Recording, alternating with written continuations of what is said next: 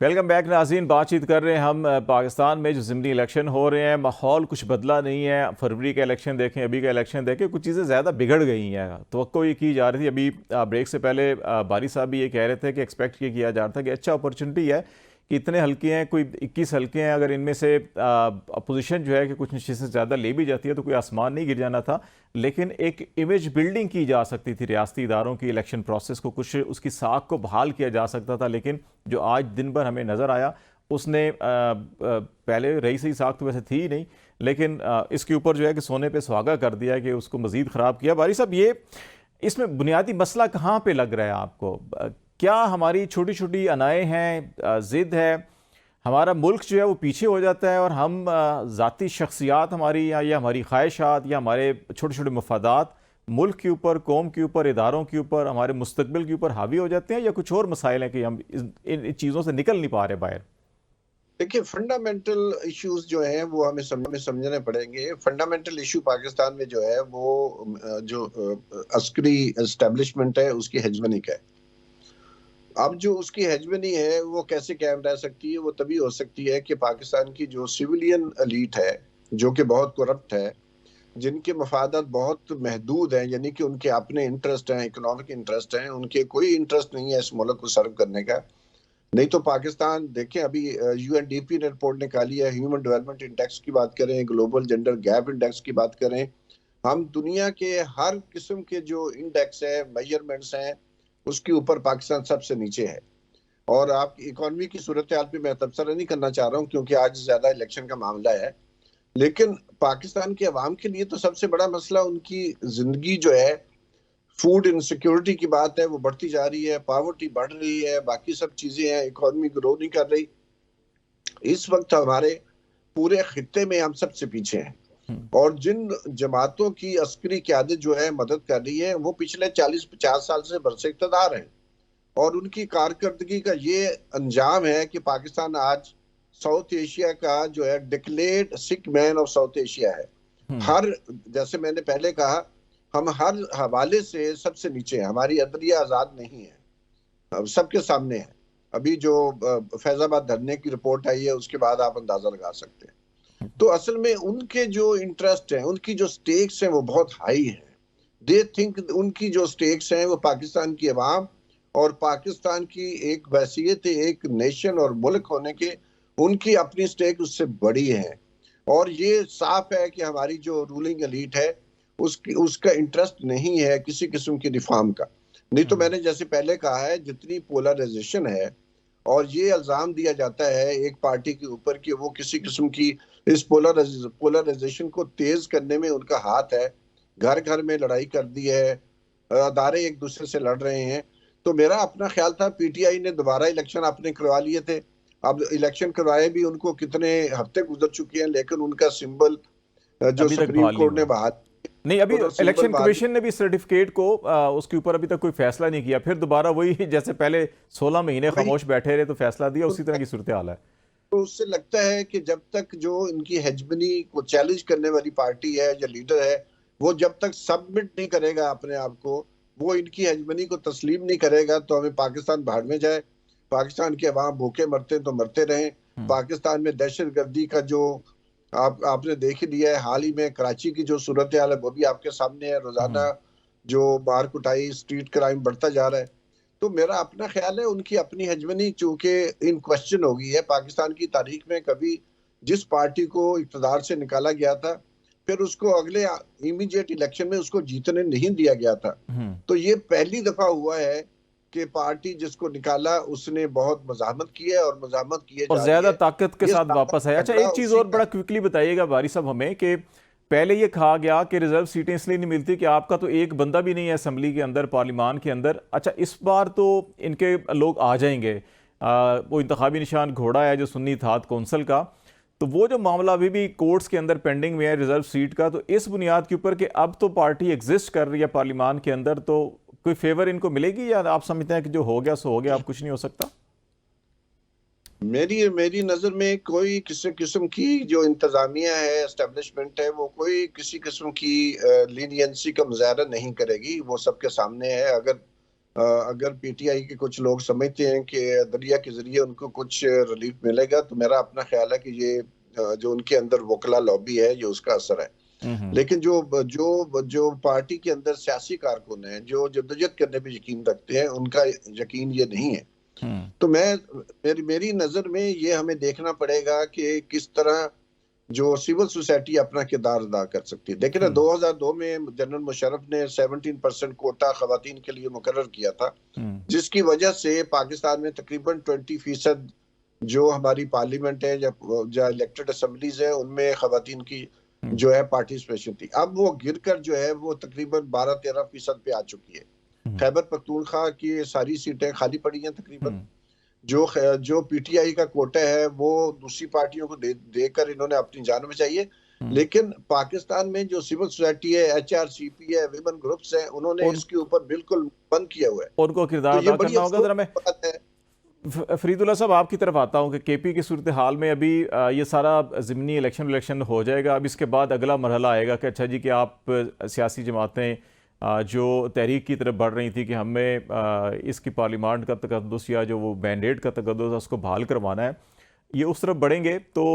اب یہ کیا نئی جہت آپ کو وہاں پہ نظر آئے گی؟ اور دوسرا گوندل صاحب آپ بھی ذرا یہ آپ کی طرف میں آؤں گا فرید اللہ صاحب کے بعد، ذرا یہ اس نقطے پہ غور کیجئے کہ پنجاب کی سیاست میں جو چودھری فیملی کا کردار تھا، شجاعت صاحب، وجاہت صاحب اور یہ پرویز الہی صاحب، ان کے خاندان کے اپنے جو اتحاد کی ایک علامت سمجھا جاتا تھا، اور پھر اس گھر کی خواتین کے ساتھ جو کچھ ہم پچھلے 6 مہینوں سے دیکھ رہے ہیں اور آج بھی جو ہم نے مناظر دیکھے پولنگ سٹیشنز کے اوپر، کبھی آپ نے تصور کیا تھا کہ اس کے گھر کی خواتین کے ساتھ ایسا کچھ ہوگا؟ ذرا اس کے اوپر بھی ہم آپ سے کمنٹ لیں گے۔ فرید اللہ صاحب پہلے یہ ذرا بتائیں نا ذرا کہ اب یہ اس الیکشن کے بعد جو ہے کہ کے پی کا کیا موڈ ہوگا، عوام کا، حکومت کا، وفاق کی طرف، کیونکہ کے پی سے ہی ایک میدان ایسا ہے جہاں پہ پی ٹی آئی مضبوط ہے انتظامی طور کے اوپر بھی، جہاں سے وہ ایک دباؤ کریٹ کر کے اسلام آباد کی طرف بڑھا سکتے ہیں، تو کیا موڈ نظر آ رہا ہے آپ کو؟ جمیل صاحب، یہ جو الیکشن ہے اور اس میں ابھی سے جو ریزلٹ سامنے آ رہے ہیں غیر سرکاری، اسے پتہ چل رہا ہے کہ جو پی ٹی آئی کے حمایت یافتہ یا ٹکٹ ہولڈر لوگ ہیں وہی جیت رہے ہیں۔ تو میرے خیال میں ان کی جو کارکن ہیں ان کے حوصلے مزید بڑھیں گے، اور انہوں نے جو لانگ مارچ اور اس طرح کے پروٹیسٹ وغیرہ اس کا اعلان کیا ہے، یہ مزید ایگریسو ہوں گے، اور یہ جلد سے جلوس، احتجاج، اور میرا خیال ہے کہ یہ بڑھیں گے، کیونکہ آلریڈی ایک مسئلہ چل رہا ہے پختونخوا کے جو بقایا جات ہیں، اور اس پہ کافی ٹھیک ٹھاک مطلب ان کا جو سٹانس ہے وہ تیزی سے آ رہا ہے، ملاقاتیں بھی ہو رہی ہیں، لیکن بات چیت سے وہ بات حل ہونے کی طرف نہیں جا رہا۔ تو میرا خیال ہے کہ بجٹ سے پہلے کیونکہ اب آگے بجٹ کی تیاری بھی شروع ہوگی، اور یہاں ان کے پاس کچھ ہے بھی نہیں، پروجیکٹس وغیرہ جتنی بھی ہیں، منصوبے ہیں، ایون کے تنخواہ کے لیے پیسے نہیں ہوتے۔ تو میرے خیال میں یہ بہت زیادہ ایگریسو موڈ میں آگے جائیں گے، اور ان ممکن ہے کہ یہ اعلان کرے اسلام آباد میں۔ دوسری سب بڑی بات یہ ہے کہ جو آپ نے کہا